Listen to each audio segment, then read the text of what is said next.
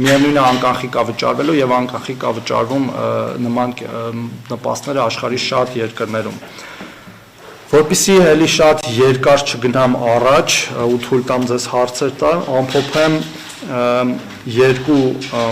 ծրագիրի մասին հիշատակելով, դա Ղարաբաղից տեղահանված մեր հայրենակիցների աջակցության ծրագրերն են, դրանցից մեկը դրամական աջակցության ծրագիրն է, որը 2025 թվականին շարունակվել է եւ նաեւ մենք որոշում ենք ընդունել դեկտեմբերին, որ շարունակվելու է նաեւ 2026 թվականին, դրա հետ մեկտեղ որոշում ենք ընդունել երկարատև վարձակալության ծրագրի նոր ծրագրի ներդրման մասին, որը վերաբերելու է այն քաղաքացիներին, որոնք այս կամ այն պատճառներով փոքրաթիվ ընտանիքներ լինելու պատճառով նաև չեն կարողանալու օգտվել սերտիֆիկատների ծրագրից, դրանք հիմնականում տարեց մեր հայրենակիցներն են եւ այնտեղ պայմաններ կան, որ գումարային տարիքը չպետք է պակաս լինի համապատասխան թվից եւ նաև խորը կամ ծանր հաշմանդամություն ունեցող մեր քաղաքացիներ, այսինքն փոքրաթիվ եւ որոշակի դժվարին պայմաններում հայտնված ընտանիքների համար մենք երկարաժամկետ վարձակալության ծրագիր ենք իրականացնելու, որը մեկնարկելու է հուլիսի 1-ից։ Սերտիֆիկատների ծրագիրը շարունակվել է եւ մենք տարվա դրությամբ արդեն ունենք հավաստագիր ստացած 4040 ընտանիք արդեն ստացել է հավաստագիր եւ մենք տեսնում ենք հավաստագիրների ստացման տեմպի արագացում եւ հույս ունենք, որ տեմպը ելի կարողանա եւ մեր բոլոր քաղաքացիները, հայրենակիցները ստանալով Հայաստանի Հանրապետության քաղաքացիություն, որտեղ դա կարևոր նախապայման է, կստանան հավաստագիր։ Չեմ վարանի նաև ասել, որ ընթացքում եղել են նաև շտկումներ այդ ծրագրում եւ չեմ բացառվում, որ ելի լինեն շտկումներ տեխնիկական, որտեղ տարբեր իրավիճակներ են բացահայտվում նաև իրական կյանքում եւ ծրագիրը ընթացքում լավարկվել է եւ հնարավոր է, որ էլի լավարկվի։ Մյուս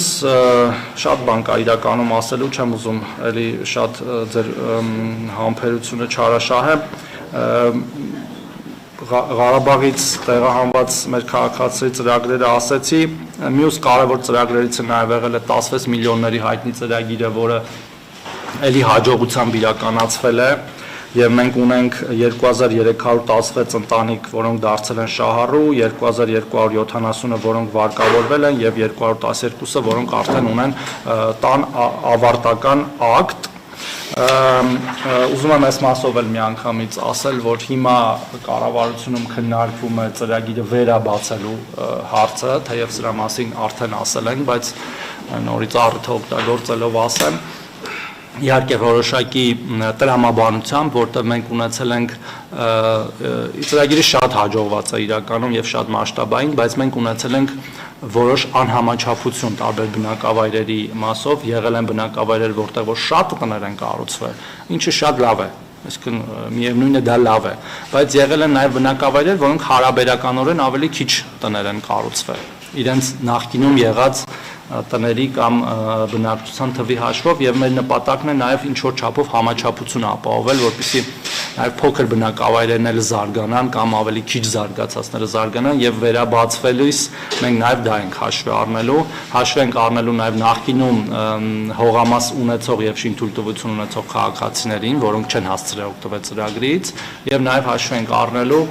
դպրոցաշինության մեր ծրագիրը, երբ որ որոշ բնակավայրերում մենք կառուցել ենք դպրոցներ, որտեղ կան